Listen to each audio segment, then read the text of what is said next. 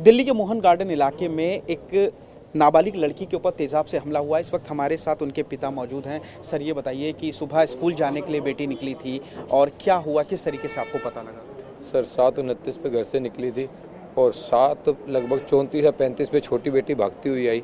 तो उसने कहा कि ऐसे ऐसे 2 लड़के आए हैं और दीदी के मुंह पे कुछ फेंक गए हैं। तो हम भागते हुए गए, मेरे और नीचे हमारे भाई साहब हैं, नीचे वाले फ्लोर वाले महेश भैया और मैं दोनों भागते हुए गए, उसको लेके आए, फिर उसको सीधा अपने बाइक पे बैठाया तो हॉस्पिटल ले गए। सर अच्छा, ये दोनों बेटियां आपकी स्कूल जा रही थी सुबह के वक्त? हाँ जी, हाँ जी, हाँ जी। कभी कोई किसी से बेटी का झगड़ा हुआ हो या किसी से कोई आपकी पुरानी रंजिश हो, ऐसा लगता है कि नहीं कौन सर, लोग हैं? नहीं सर, ऐसा कुछ नहीं। अभी तक हमें ऐसा कुछ, अगर होता तो मेरी बेटी मुझसे खुद शेयर कर लेती, लेकिन ऐसा कुछ शेयर ही नहीं हुआ कि किसी ने उसको परेशान किया हो या ऐसा कुछ।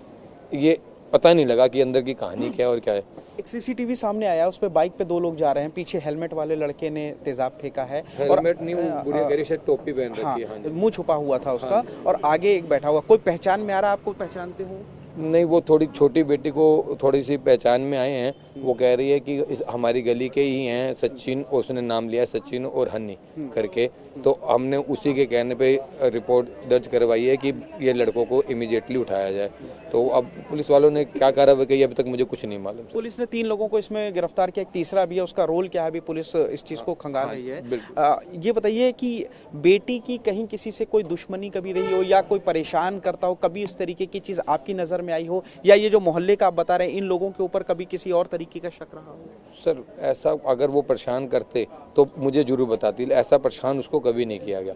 अब क्या अंदर की कहानी है अभी ये मुझे मालूम नहीं। आप जैसे प्रॉपर्टी डीलिंग करते हैं, कभी ये जो आप दोनों आरोपियों के नाम ले रहे हैं, कभी आपकी पुरानी इनसे कोई बातचीत रही हो, कोई दुश्मनी या किसी और से? इमीडिएटली कल रात को मेरे से मिल के गए सर, ये दोनों आरोपी? हाँ जी, हाँ जी। मुझे अब आरोपी तो अब पता लग रहा है कि मेरे से मिल के गए। सचिन और हनी दोनों आए थे? हाँ, सचिन आया था, हनी का तो पता नहीं, सचिन आया था। अच्छा, क्या बातचीत हुई, क्यों आए थे? वैसे आया था मेरे से काम के लिए और फिर एकदम मैंने कहा चल मैं तो ये कल मिलूंगा, उसके बाद वो चला गया। प्रॉपर्टी के किसी मामले की? हाँ जी, हाँ जी, एक 50 गज का फ्लोर था, उसने वो दिखाया था, उसी के सिलसिले से बात करने। अच्छा, और बातचीत करके चला गया? कोई मतलब आप लोग के बीच में? नहीं, ऊपर से ही बात हुई। मैंने कहा मेरी थोड़ी सी आज तबियत ठीक नहीं, कल बात करेंगे। वो करा ठीक है, वो चला गया। पुलिस जिस तरीके से कार्रवाई करी है, 3 लोगों को अरेस्ट किया है, संतुष्ट हैं आप? सर बिल्कुल संतुष्ट हूँ। मुझे तो आरोपी चाहिए, सख्त से सख्त कार्रवाई होनी चाहिए।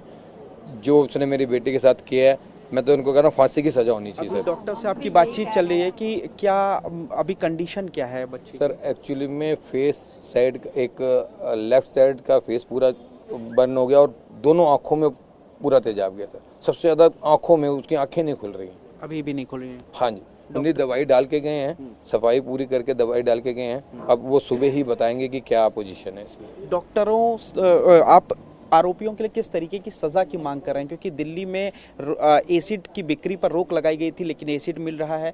जो आरोपी जिन्होंने आपकी बेटी पर इस तरीके से हमला किया, इतना घिनौना, क्या सजा मांगते हैं? फांसी, सजाए मौत, फांसी चाहिए।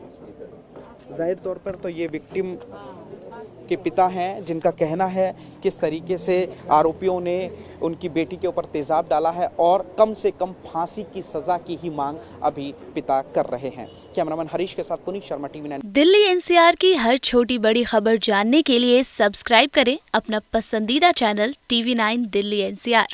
साथ ही बेल आइकन जरूर दबाएं, जिससे हर खबर सबसे पहले पहुंचे आप तक। फेसबुक पर हमें सर्च करें @TV9 दिल्ली NCR। ही ट्विटर पर हमें फॉलो करें @TV9 दिल्ली NCR पर, और इंस्टाग्राम पर हमें फॉलो करने के लिए सर्च करें @TV9 दिल्ली NCR।